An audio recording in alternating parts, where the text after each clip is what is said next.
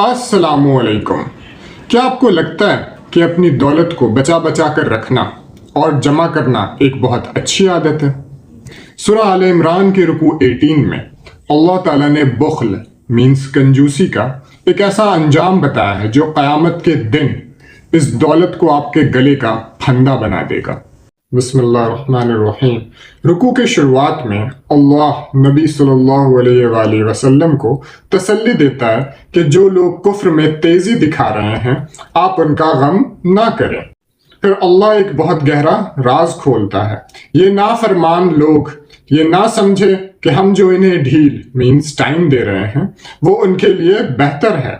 हम तो इन्हें सिर्फ इसलिए छोड़ रहे हैं ताकि इनके गुनाह और बढ़ जाएं और फिर इनके लिए जलील करने वाला अजाब है।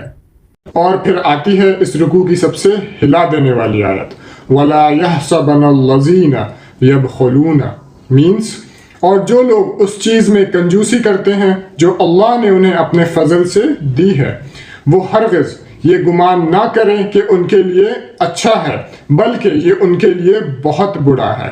क़यामत के दिन क्या होगा? अल्लाह फरमाता है जिस माल में वो कंजूसी करते थे क़यामत के दिन वही माल उनके गले का तौक मीन्स कॉलर बनाकर डाल दिया जाएगा।